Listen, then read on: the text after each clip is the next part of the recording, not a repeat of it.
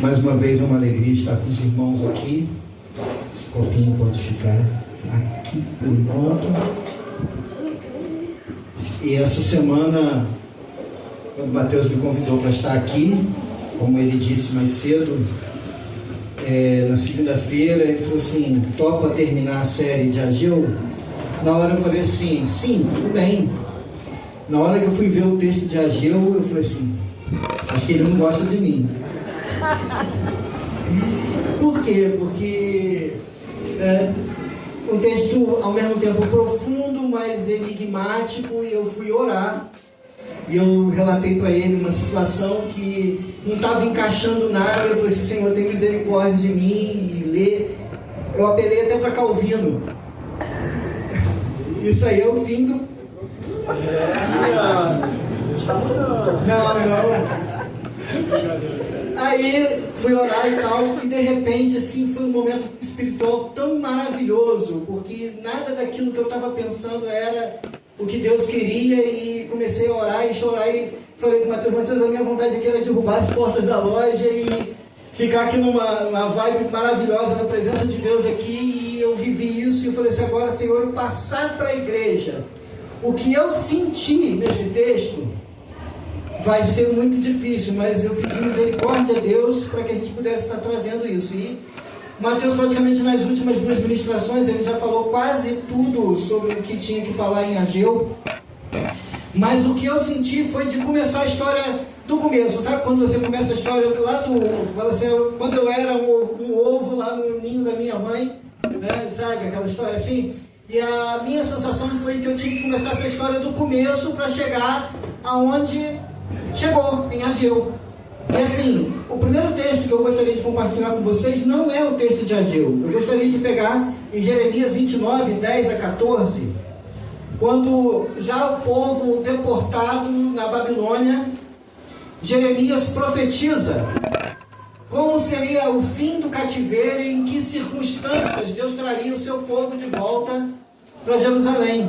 Então Jeremias, no capítulo 29, versículos 10 a 14, diz assim: porque assim diz o Senhor, certamente que passados 70 anos na Babilônia, vos visitarei e cumprirei sobre vós a minha boa palavra, tornando a trazer-vos a esse lugar, porque eu bem sei, aí todo mundo conhece o versículo, né? Porque eu bem sei os pensamentos que tenho a vosso respeito, diz o Senhor, pensamentos de paz e não de mal, para vos dar o fim que esperais. Então invocareis, e ireis, e orareis a mim, e eu vos ouvirei, e buscar-me-eis e me achareis, quando me buscardes com todo o vosso coração. E serei achado de vós, diz o Senhor, e farei voltar do vosso cativeiro, e congregar-vos-ei de todas as nações, e de todos os lugares para onde vos lancei, diz o Senhor, e tomarei a trazer-vos ao lugar de onde vos transportei. Então, no primeiro momento, eu quero dizer para vocês que o povo de Israel, muitas vezes vocês já devem ter ouvido. Aqui é o povo de Judá. Mas mesmo o povo de Israel e o povo de Judá era um povo que muitas vezes Deus mandava profetas, Deus mandava a palavra dele, e as pessoas não ouviam esses profetas.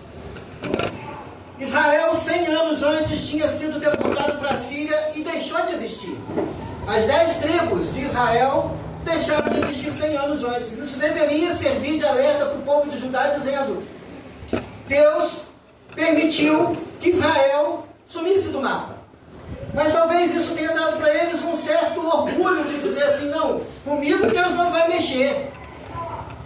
E passados 100 anos, e Deus mandando profetas, e Deus mandando profetas, e Deus mandando advertência, e Deus dizendo: olha, eu vou levar vocês para o cativeiro em terras distantes, e lá vocês vão lembrar que existe um Deus. Lá no fundo do poço, lá no lugar em que vocês vão estar longe do templo, não haverá mais o templo, porque vocês vivem dizendo o templo. Enquanto tiver o templo, é uma promessa de Deus que Deus não deixará de ouvir as nossas orações. Mas o templo, sem um coração quebrantado, um templo sem vidas santificadas, um templo sem um coração rendido a Deus, um templo não passa de um monte de construções vazias, de paredes, porque Deus queria um povo que adorasse em espírito e em verdade. E Jeremias fica ali com os deportados, com aqueles que ficaram em Jerusalém. Jerusalém tinha sido destruída por Nabucodonosor. E ali o que acontece? Ficam as pessoas mais pobres, mais miseráveis, e Jeremias fica com eles. E ali, naquele momento, ele começa a dizer: olha, o Senhor está dizendo que vai trazer aqueles que foram deportados, vai trazer aqueles que foram levados embora daqui a 70 anos. Mas 150 anos antes, Isaías havia dito que da mesma forma Deus faria, e eles não creram.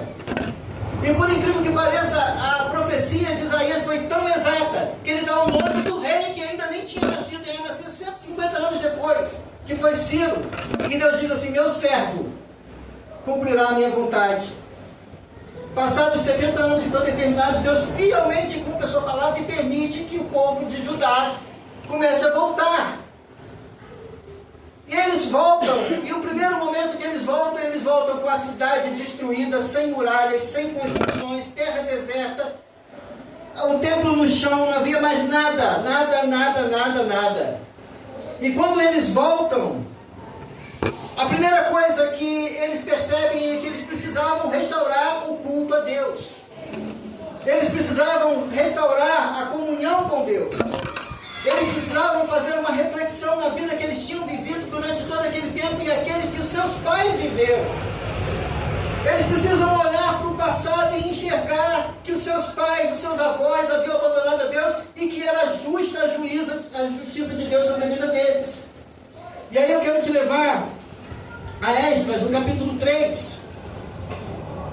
Quando eles voltam, 50 mil pessoas voltam. A volta do povo de Judá para Jerusalém e para Judá levou cerca de 110 anos. A gente tem uma impressão ao ler que aconteceu tudo numa vez só. Não, começaram a vir levas e levas e começaram a voltar, e foi um processo de 110 anos. E aqui nesse primeiro momento, diz aqui: em chegando o 7º mês, estando os filhos de Israel já nas cidades, ajuntou-se o povo como um só homem em Jerusalém. E levantou-se Jesua, filho de Josadaque, e seus filhos, sacerdotes, e Zorobabel, filho de Sealtiel, e seus irmãos, e edificaram o altar de Deus, do Deus de Israel, para sobre ele oferecerem holocaustos, como está na lei de Moisés, o homem de Deus. Firmaram o altar sobre as suas bases, e ainda que estavam sob o terror dos povos de outras terras, ofereceram sobre ele holocaustos ao Senhor de manhã e à tarde, e celebraram a festa dos tabernáculos, como está escrito, e ofereceram holocaustos diários segundo o número ordenado para cada dia. E depois disso, o holocausto contínuo e sacrifícios das festas da lua nova e de todas as festas fixas do Senhor, como também os que traziam ofertas voluntárias ao Senhor. Desde o primeiro dia até o 7º mês, começaram a oferecer holocaustos ao Senhor, porém ainda não estavam postos os fundamentos do templo do Senhor.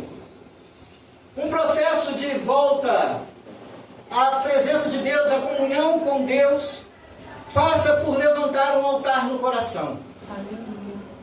O processo de volta à presença de Deus, muitas vezes você pensa assim: eu estava em determinado ponto. Eles estavam num ponto em que eles tinham um templo, eles tinham sacerdotes, eles tinham levitas, eles tinham cantores, eles tinham instrumentos, eles tinham tudo. Mas quando eles voltam, eles não têm nada. Eles não têm casas, eles não têm muro, eles não têm plantações, eles não têm um templo, eles não têm nada. Mas eles percebem que eles precisam começar do nada. Você, de repente, possa estar olhando para você nessa noite e dizendo assim: em que ponto eu estou? Começa da onde você está. Talvez você olhar para o mais alto e dizer: mas eu era tal posição, eu estava em tal posição, eu estava em determinado lugar, e você fala assim: eu tenho que voltar para a mesma posição. Judá não voltou para a mesma posição. Eles tiveram que levantar um altar. E esse altar que eles levantaram, eles alegremente ofereceram sacrifícios a Deus, holocaustos a Deus. Eles ofereceram tudo que eles tinham para Deus. Eles trouxeram os animais que eles trouxeram, as ofertas que eles trouxeram, e eles fizeram uma grande festa. A festa dos tabernáculos era a festa da habitação de Deus no meio do seu povo. Era a lembrança que Israel tinha passado no deserto 40 anos. E que nesses 40 anos Deus não deixou com que faltasse a luz do sol, que faltasse o alimento, que faltasse a água, que faltasse os vestimentos, porque até mesmo os vestimentos Deus fez com que permanecessem durante todo aquele tempo sem se rasgarem e as sandálias sem se gastarem. Na festa dos tabernáculos eles tinham que lembrar a bondade de Deus. Eles tinham que lembrar que Deus estava guardando eles todo esse tempo e que havia promessa de Deus para o povo de Israel. Então eles celebraram isso e eles lembraram de tudo isso. E com certeza uma das lembranças que isso trouxe à mente das pessoas é quando o templo foi consagrado em 2 Crônicas 7,14, quando Deus fala para Salomão: se o meu povo, que se chama pelo meu nome, se humilhar e orar e buscar a minha face, se afastar dos seus maus caminhos, dos céus, ouvirei, perdoarei o seu pecado e curarei a sua terra. A promessa de Deus, feita quando Salomão tinha terminado a obra do templo, é que se o povo, que se chama pelo nome do Senhor, o povo de Deus, tiver uma atitude de quebrantamento, tiver uma atitude de entrega, tiver uma atitude de se prostrar diante de Deus e reconhecer os seus pecados, reconhecer o quanto precisa de Deus, o quanto é miserável diante de Deus e que a dívida com Deus é impagável. Se esse povo orar, buscar, se converter dos maus caminhos, a promessa de Deus é que Deus retorna, perdoa os pecados e sara a terra. E esse povo então volta. E esse povo então pensa em construir novamente o templo. Porque uma das coisas que Deus colocou como prioridade não é que eles construíssem a casa deles, não é que eles construíssem as moradias deles, que eles cercassem a cidade com muralhas, que eles formassem um exército. Mas a prioridade que Deus colocou é: quero que restaure o meu templo e o meu culto. Eu quero que restaure a minha adoração. Eu quero que vocês voltem a ter sacerdotes, levitas, pessoas que ministrem, sumos sacerdotes. Eu quero os holocaustos e as ofertas que vocês me devem. E aí o povo começa a lançar as bases do templo. No versículo 8: no segundo ano da sua vinda à casa de Deus em Jerusalém, no segundo mês, Zorobabel, filho de Sealtiel, e Jesua, filho de Josadabe, e os outros seus irmãos, sacerdotes e levitas, e todos os que vieram do cativeiro de Jerusalém, começaram a obra da casa do Senhor, e constituíram levitas da idade de 20 anos para cima, para superintenderem. Então se apresentaram Jesua com seus filhos e seus irmãos, Cadmiel e seus filhos e os filhos de Judá, para juntamente vigiarem o que faziam a obra da casa de Deus, bem como os filhos de Nadab, seus filhos e seus irmãos, os levitas. Quando os edificadores lançaram os alicerces do templo do Senhor, apresentaram-se os sacerdotes, paramentados, com trombetas, e levitas, filhos de Asaf, com símbolos, para louvarem o Senhor, segundo as determinações de Davi, rei de Israel. E cantavam alternadamente, louvando e rendendo graças ao Senhor, com essas palavras: Ele é bom, porque a sua misericórdia dura para sempre sobre Israel. Quem crê que o Senhor é bom e a sua misericórdia dura para sempre? Amém. Amém. Então eles cantaram: Ele é bom, porque a sua misericórdia dura para sempre sobre Israel. E todo o povo jubilou com altas vozes, louvando ao Senhor por terem lançado os alicerces da casa de Deus. Havia um momento de muita alegria, havia um momento de muita satisfação, porque embora eles estivessem começando do fundamento, quando a gente começa a caminhada com Deus, a gente precisa pensar que a gente precisa lançar bases firmes. Jesus disse que quando alguém constrói uma casa sobre areia sem lançar as bases, vem a chuva, vem o vento e derruba. A nossa vida espiritual precisa ser construída sobre bases firmes. E eles gastaram tempo nas fundações do templo, porque eles sabiam que o templo precisava ter bases firmes. A nossa vida precisa ter bases firmes. Que base firme é essa? É buscar o Senhor em oração, na palavra, entender a palavra de Deus, entender os processos que a vida com Deus exige de nós. E ali então eles começam a lançar as bases, mas eles lançam essas bases não apenas com tijolos, mas com adoração. Eles lançaram essa base com louvores. Eles lançaram essa base com júbilo, com alegria. A vida com Deus não pode ser pesada, mas tem que ser uma vida com alegria, com júbilo, com exaltação. Eles começaram fazendo da maneira certa. Mas aí vieram os idosos. A caminho, né? Quem está idoso não precisa ter espírito velho, né? Porém, muitos dos sacerdotes e levitas, cabeças de família já idosos, que vieram à primeira casa, choraram em alta voz, quando à sua vista foram lançados os alicerces dessa casa. Muitos, nem tanto, levantaram vozes com gritos de alegria, de maneira que não se podia discernir as vozes de alegria das vozes de choro do povo, pois o povo jubilava com tão grandes gritos, que as vozes se ouviam de muito longe. Então imagina você estar nessa situação, os mais velhos, de 70 anos para cima, 75, 80 anos, que tinham visto o templo, que tinham enxergado a glória de Israel, que tinham visto aquele templo majestoso, cheio de ouro, toda aquela pompa, e olhar aquela fundação simples, e olhar aquela construção que estava começando, e dizendo, a gente nunca vai ter mais um templo igual aquele, a gente nunca mais vai ter uma construção igual aquela, nunca mais vai ser igual. Talvez na sua vida você também possa estar pensando nessa noite, nunca mais vai ser igual, nunca mais vai ser igual era. Eu nunca mais vou sentir a presença de Deus como eu senti naquela época. Eu nunca mais vou viver as experiências com Deus que eu vivi naquela época. Aquelas pessoas estavam olhando e dizendo, nunca mais vai ser do mesmo jeito.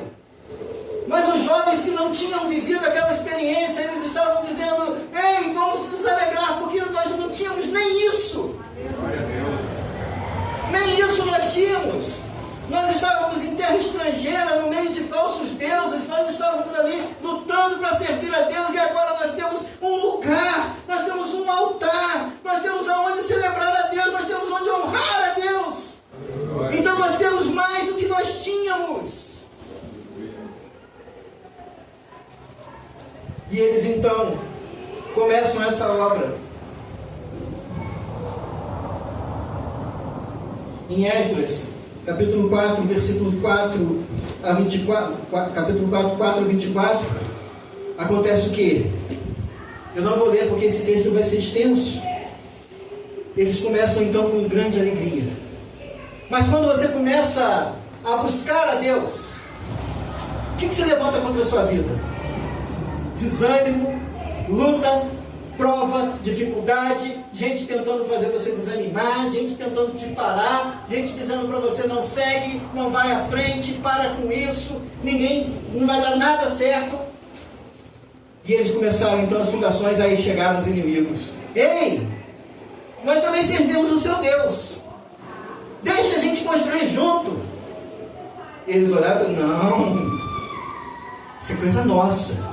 Isso aqui é coisa nossa com Deus, isso é coisa minha com Deus, deixa que eu faço. Mas eles sabiam que aquelas pessoas não estavam servindo a Deus coisa nenhuma, eles queriam atrapalhar. E eles foram no rei e disseram, olha, está vendo esse povo aí que começou a construir esse templo aí? Vai lá nos livros e vê que lá já teve um rei muito poderoso, que governou sobre várias terras, recebeu tributo de muitas pessoas. E se eles construírem a cidade, construírem o templo, levantarem os muros, eles vão fazer exércitos, e vai te dar trabalho, rei. Vai te dar trabalho. E aí então o rei fala assim, então tem que mandar parar essa obra. E aí a gente vai chegar onde a gente parou, que é em Ageu, porque eles param a obra por 16 anos. Porque eles deram ouvido à voz do inimigo. Porque eles acharam que aquilo ali era um tempo que ainda não era tempo de construir a casa de Deus.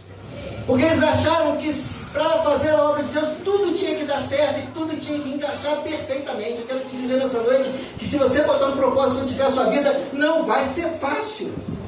Se você colocar um propósito na sua vida de edificar algo ao Senhor, não vai ser fácil. Se você colocar no seu coração um propósito de servir ao Senhor mais e orar mais e de repente levantar de madrugada para orar ou ler mais a Bíblia, Não vai ser fácil. Muitas coisas vão se levantar contra você e até mesmo você será seu inimigo. Até mesmo você vai lutar contra você. E eles ficaram 16 anos parados, cultuando a Deus, naquele altarzinho. Ficaram ali 16 anos, confortavelmente fazendo holocaustos naquele altar. E talvez a gente muitas vezes se coloque numa posição de ficar parados anos e anos da nossa vida, fazendo a mesma coisa para Deus. Fazendo exatamente igual dia após dia. De manhã eu acordo, faço uma oração agradecendo a Deus pela noite o sono, daqui a pouco eu leio o meu devocionário, daqui a pouco eu vou trabalhar, depois mais tarde eu faço isso, e de noite eu oro para agradecer pelo dia, e terça-feira eu vou na célula, domingo eu venho no culto, e ano após ano fazendo a mesma coisa para Deus, e achando cumprir o meu papel com Deus. Cumprir o meu papel e servir a Deus. Como se servir a Deus fosse um favor para Deus. Mas Deus queria muito mais do que simplesmente estar ali recebendo adoração naquele altar. A ordem de Deus é edificar o templo. A ordem de Deus era: faça o que eu mandei, retifique o templo. Deus tinha um propósito com aquele templo. Aquele povo, quando eles receberam a ordem do rei que eles deveriam edificar, eles deveriam ter falado assim: Senhor, nós colocamos um propósito no nosso coração. E foi o Senhor mesmo que mandou fazer. Então nós estamos orando e te pedindo, Deus, nos dá força para terminar. E eles deveriam ter encarado, eles deveriam ter feito. Mas não, eles foram cuidar da própria vida, foram edificar as próprias casas, foram fazer negócios, foram criar gado, foram fazer tudo aquilo. Só que quando eles fizeram isso, eles não contaram com a bênção de Deus. Eles passaram 16 anos plantando e colhendo a metade da safra, criando animais, e os animais davam metade da cria que dava. Eles faziam negócios, mas os negócios davam prejuízo. Mas eles não estavam percebendo que aquilo ali era uma maneira de Deus atraí-los para si. Eles não estavam percebendo que aquilo ali era uma maneira de Deus falar assim: eu quero que vocês clamem a mim, eu quero que vocês busquem a mim, eu quero que vocês santifiquem a vida. E aí quando a gente chega no texto, então, que a gente já fez a introdução, e talvez seja a maior introdução de sermão que eu já fiz na vida, Ageu 2:10. Ao 24º dia do mês 9, no 2º ano de Dario, veio a palavra do Senhor por intermédio do profeta Ageu, dizendo: assim diz o Senhor dos Exércitos, pergunta agora aos sacerdotes a respeito da lei. Então os sacerdotes deveriam estar afinados com a lei. É o mínimo que se esperava de um sacerdote de Israel, que conhecesse a lei de Moisés. Assim diz o Senhor dos Exércitos, pergunta agora aos sacerdotes a respeito da lei. Então olha a pergunta. E essa pergunta foi aonde eu fiquei travado. Porque eu fui na lei, eu fui em Levítico, eu fui em Números, para tentar entender o propósito da pergunta que Deus faz através de Ageu para os sacerdotes. E ele fala que se alguém leva carne santa na orla da sua veste, e ela vier a tocar no pão, ou no cozinhado, ou no vinho, ou no azeite, ou qualquer outro mantimento, ficará isso santificado? Responderam os sacerdotes: não. Então perguntou Ageu: se alguém que se tinha tornado impuro pelo contato com o corpo morto tocar em alguma dessas coisas, ficará ela imunda? Responderam os sacerdotes: ficará imunda. Então tenta pensar o seguinte: o sacerdote ia lá, fazia o holocausto, e aí ele ia lá, matava a ovelha, o cordeiro e tal. Tinha partes que ele queimava ao Senhor e tinha partes que ele podia comer. Dessas partes que ele podia comer, ele podia levar para sua casa e servir a sua família. E aí, quando ele chegava à sua família, tinha um procedimento para comer aquela carne, e aquela carne era santificada ao Senhor. Então aquilo ali tinha procedimentos a fazer.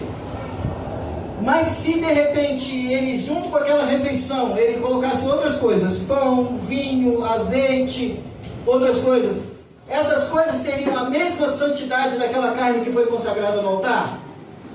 Não. Porque a carne foi consagrada no altar. Então ela carregava em si a santidade do altar de Deus. Mas o contrário. E aqui o meu copinho d'água, que não foi feito para beber.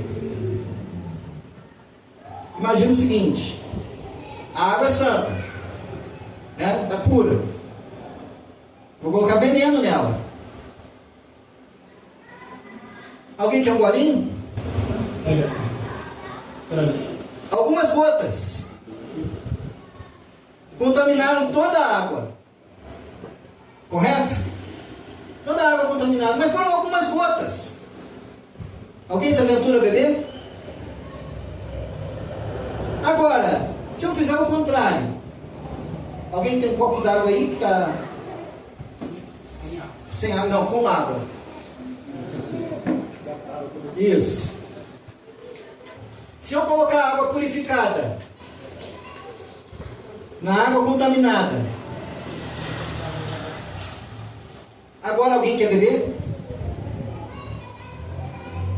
A contaminação contamina o todo.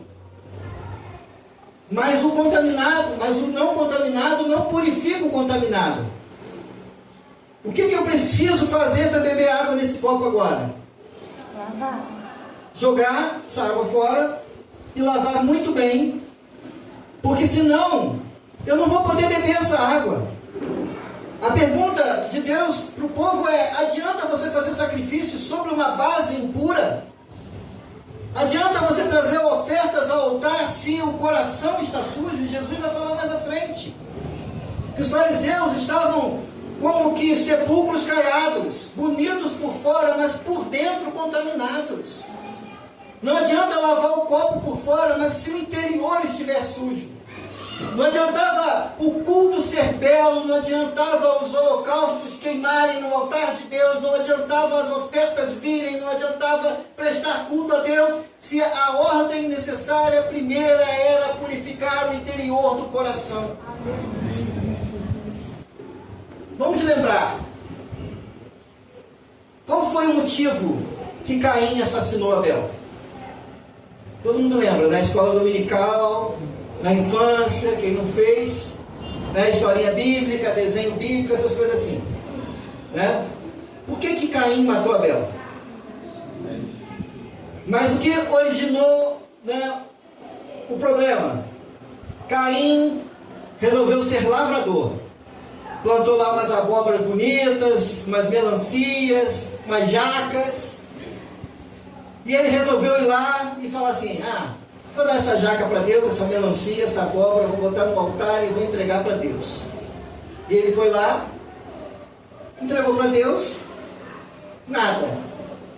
Aí foi Abel, pegou uma ovelha perfeita, um cordeirinho perfeito, sacrificou ao Senhor e ele foi aceito, e a sua oferta. Mas o que a palavra está dizendo? Isso em Gênesis, no capítulo 4, se não me engano. Assim, Gênesis 4, 3 a 7. No tempo da colheita, Caim apresentou parte da sua produção como oferta ao Senhor, e Abel, por sua vez, ofertou as melhores porções dos cordeiros dentre as primeiras crias do seu rebanho. O Senhor aceitou Abel e sua oferta, mas não aceitou Caim e sua oferta. Deus não deixou de aceitar a oferta de Caim porque Deus gosta de churrasco. Deus deixou de aceitar a oferta de Caim porque primeiro Deus olhou para o ofertante para depois olhar para a oferta. Deus primeiro aceitou Abel para depois aceitar a oferta de Abel. Deus recusou a oferta de Caim porque o coração de Caim não era perfeito diante de Deus, e por isso ele matou o seu irmão. E aí, quando isso acontece, Caim se enfureceu e ficou transtornado. Por que você está tão furioso? O Senhor perguntou a Caim: por que está tão transtornado? Se você fizer o que é certo, será aceito. Mas se não o fizer, tome cuidado. O pecado está à porta. à sua espera e deseja controlá-lo, mas é você que deve dominá-lo. Então Deus olha para aquela situação. É claro que Deus sabia que Caim tinha matado Abel, mas Deus trava um diálogo com Caim que serve para nós. Talvez você possa estar como o povo de Judá, muitas vezes olhando para a sua vida e dizendo: por que parece terra seca? Mas aí Deus olha e diz assim: por que você está tão transtornado? Será que você está rendendo? Será que eu estou rendendo o meu coração ao Senhor da maneira que o Senhor quer? Porque o Senhor quer primeiro olhar para a oferta do seu coração, para depois olhar a oferta que você entrega no seu culto. O culto a Deus, ele começa no dia que você sai daqui e termina no momento que você... E é contínuo. É contínuo, não para. O culto é uma vida. Eles estavam entendendo que o culto era um altar que eles sacrificavam, mas Deus queria um culto de uma vida. Em Joel capítulo 2:12 a 14 diz: por isso o Senhor diz: voltem para mim de todo o teu coração, venham a mim com jejum, choro e lamento. Não rasguem as roupas em sinal de tristeza, rasguem o coração.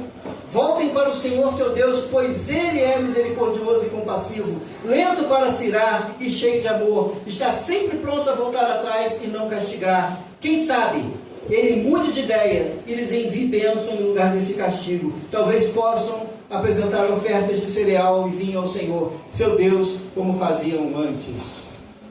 Nós vimos aqui poucos domingos atrás, quando Jonas vai pregar em Nínive. E aquela palavra, ela é uma parábola para Israel. Porque Deus mostra que não adiantava nascer na descendência de Abraão. No dia de Jesus, o povo batia no peito e dizia: nós somos filhos de Abraão. E Jesus diz assim: eu posso suscitar filhos de Abraão até dessas pedras do calçamento aqui da rua. Mas filho de Abraão é aquele que nasce da mesma fé e devoção a Deus que Abraão teve. A mesma entrega, o mesmo nível de entrega de Abraão. E ali Deus mostra através de Jonas, através da pregação de Jonas, que até o mais ímpio dos povos poderia se arrepender e ser atendido e aceito por Deus.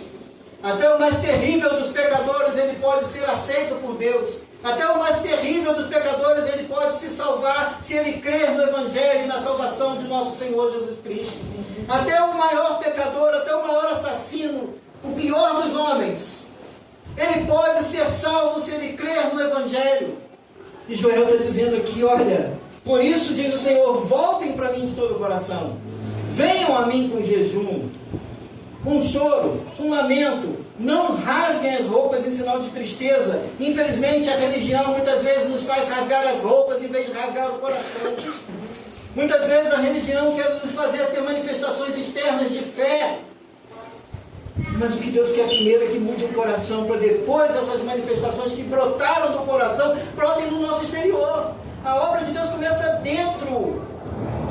A obra de Deus começa no nosso interior. É aí que Deus começa a trabalhar. E aí talvez demore para manifestar no exterior, mas já começou a obra de Deus na sua vida. Talvez alguém possa estar olhando para você e para mim, dizendo: ele não é perfeito, mas Deus já está trabalhando no interior e lavando o copo. Glória a Deus. Deus já está trabalhando no interior e tirando as imundícies do nosso coração. Deus já está trabalhando no interior e arrancando aquilo que não serve, que não presta, para ser enchido com o Espírito dele. Amém. E aí Joel diz: talvez, se assim vocês fizerem, talvez, aí sim vocês possam fazer uma oferta a Deus. Aí sim talvez o seu culto seja aceitável a Deus.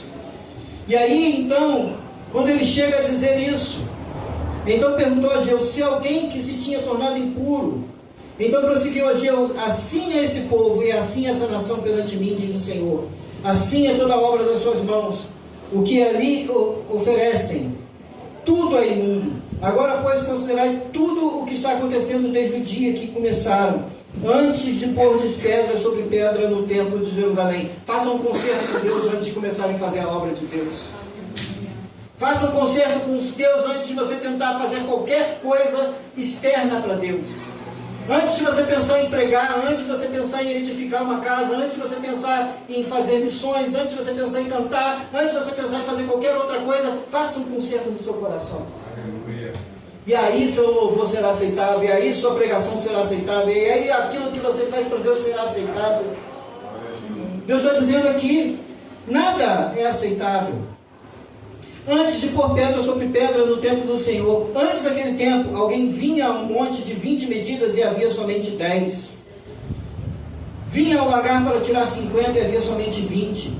Eu vos feri com queimaduras e com ferrugem, com saraiva e com toda a obra das vossas mãos, e não houve entre vós quem voltasse para mim, diz o Senhor. Olha que Deus estava apertando. Olha que Deus estava permitindo a dificuldade. Olha que Deus estava permitindo que situações da vida que estavam oprimindo a eles, não era o inimigo, não era o diabo. Era Deus que estava permitindo que situações da vida apertassem para quem sabe se arrepender e voltar a Ele e clamar a Ele. Mas aí o Senhor diz assim: eu vos feri. Considerai e vos digo, desde que esse dia em diante, desde o 24º dia do mês 9, desde o dia em que se fundou o templo do Senhor, considerai essas coisas, ou seja, o hoje, o agora. Faça uma análise da sua vida, faça uma análise do seu coração, do ontem para trás. E como está a nossa vida espiritual com Deus, como estamos vivendo com Deus. Ele está chamando aqui a um momento de análise para o agora. Amém. É o agora. Olha para o atrás e diz assim, como você está vivendo com Deus até agora, porque agora eu quero fazer um concerto com vocês. A partir dessa análise, através dessa oração de confissão, através desse momento em que eu paro e analiso a minha vida e digo, Senhor, eu fui achado em falta. E então ele diz, considerai-vos, digo, que desde dia em diante, desde o 24º dia do mês 9, desde o dia em que se fundou o templo do Senhor, considerai essas coisas. Já não há semente no celeiro. Além disso, a videira, a figueira, a romeira e a oliveira não têm dado os seus frutos. Mas desde este dia vos abençoarei. O Senhor está dizendo, ei, acabou. Esquece o agora. Viva o agora com Deus, viva o hoje com Deus. Viva esse momento com Deus, experimente esse momento com Deus. Esquece do passado e viva o agora. Glória a Deus. Porque desse dia em diante eu vos abençoarei. Para não alongar, eu quero dizer que esse povo então, eles ouvem as palavras de Ageu. E esse povo então retoma a obra. Esse povo então volta à construção. E o que acontece? Quando esse povo volta à construção, o templo começa a ser construído. E ali, quando eles começam, os inimigos tentam se levantar de novo. Os inimigos tentam voltar de novo e parar a obra. Mas a intervenção de Deus vem e acontece. A intervenção de Deus acontece naquele momento. Quando eles começam a obra. O rei Dario, ele olha para os documentos daquilo que Ciro havia determinado. E na ordem estava escrito, olha, não só eu autorizei a obra, mas eu mandei pagar a obra. Eu mandei dar ouro. Eu mandei devolver o ouro, a prata, as bacias de ouro, as portas. Eu mandei dar madeira. Eu mandei construir o templo vai ser o dobro do tamanho do primeiro. O templo tinha, agora eles olharam para aquele templo mirrado e falaram assim, o templo vai ser menor. Não, foi maior. Foi maior do que o de Salomão. O templo agora era um cubo de 27 metros por 27 metros por 27 metros. Era enorme, era um prédio de quase 10 andares. Eles olharam para aquele templo mirradinho que eles podiam fazer com as próprias mãos. Ei, aquilo que você pode fazer com as tuas mãos é um templo mirrado. Mas aquilo que Deus pode fazer pela intervenção dele é algo magnífico. Aquilo que você pode fazer com as suas mãos, realmente você vai olhar e vai dizer é pequeno. Mas aquilo que Deus pode fazer pela intervenção, pelo poder dele, pela ação dele, é gigantesco. Glória a Deus. E eles construíram o templo. E eles ergueram o templo. E passados 4 anos, ainda no reinado de Dario, no dia 12 de março, eles dedicaram o templo ao Senhor. Eu quero parar por aqui, para que a gente possa orar. Se coloca de pé. Zorobabel. Veio a palavra do Senhor segundo a vez a Ageu, no 24º dia, e disse: fala a Zorobabel, governador de Judá, farei abalar céu e terra. E Deus fez abalar céu e terra. Deus fez com que até o rei mais poderoso daqueles dias parasse e cultuasse a Deus e entregasse as suas ofertas a Deus. Deus fez com que o governador mais importante do mundo dissesse: eu quero construir o templo porque é Deus que me dá todas as coisas. E Zorobabel, o último descendente de Davi, que governou no trono de Davi, embora não fosse rei, era governador, porque ele não usurpou para si o direito de ser rei, mas ele reconheceu que Deus era o rei de Israel. Ele governou porque Deus o colocou ali, o último descendente de Davi, que reinou sobre Israel sem a coroa. Mas a promessa de Deus a ele foi confirmada, porque o mesmo Deus que fez a promessa a Abraão, a Isaac, a Jacó, e fez a promessa a Davi, confirma a Zorobabel, que da descendência dele viria o Messias, o Cristo. E se você vai lá na descendência de Jesus, está Zorobabel 2 vezes. Tanto na lista de Maria, quanto na lista de José, Zorobabel estava lá. Porque Deus prometeu para ele: eu porei uma coroa na sua cabeça, te darei um sino de autoridade. E Zorobabel então reina sem coroa, porque a coroa era de Cristo, porque a coroa era do Senhor. Glória a Deus. Eu não quero reinar em lugar nenhum, mas eu quero que o Senhor reine na minha vida. Que reine o Senhor em nosso meio. Senhor, nós te louvamos nessa noite, porque assim como o povo entendeu a palavra do Senhor e rasgou o coração e não as vestes, nós queremos rasgar o nosso coração e não as vestes nessa noite, Senhor. Senhor, sonda-me e vê se há algum caminho mau. Pai, quebranta o nosso coração diante de Ti, Senhor. E que haja salvação, que haja cura, que haja transformação em nosso meio. E que nós possamos reconhecer que é o Senhor que é o Rei de toda a terra, porque reinos se abalam. A Pérsia caiu, mas o Senhor reina. A Grécia caiu, o Senhor reina. Roma caiu e o Senhor reina. E Cristo, descendente de Zorobabel, virá e reinará para todo sempre. Porque é a promessa do Senhor, em nome de Jesus. Essa palavra é muito importante que você que era sobre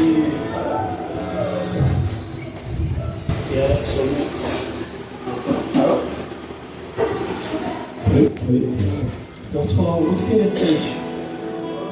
Que o que você pode fazer com as suas mãos é muito pequeno, mas o que Deus pode fazer é muito grande. Eu fiquei pensando em algo. Pega um copinho preto e volta aqui para a galera ver de novo. Tudo que era impuro contaminava o todo. E pelas obras das mãos deles, as ofertas puras não contaminavam e não traziam pureza para o resto da vida. Ou seja, a oferta deles consagrada não purificava o todo. Parece que o puro não tinha tanto poder quanto o impuro, né? Porque o impuro contaminava tudo. Mas o impuro era forte, porque contaminava tudo. Quando a gente vê a história seguindo, a gente vê o povo entendendo que o tratar com os leprosos, com os impuros, era botando para fora. Porque gente pura não chega perto de gente impura. Isso era a regra. Até que veio um camarada puro, perfeito, santo. E aquela lógica de que o impuro não tinha força para purificar, porque a carne consagrada não santificava o resto, acabou. Porque agora onde ele toca, tudo é purificado. Porque de fato, os sacrifícios que você vier a fazer não podem te purificar. Mas o sacrifício que vem de Deus, e esse sacrifício se chama Jesus Cristo, esse pode purificar você de toda injustiça. É sobre Jesus. É sobre o que Ele pode fazer. E a você o que cabe? Reconhecer que não tem nada que você possa fazer.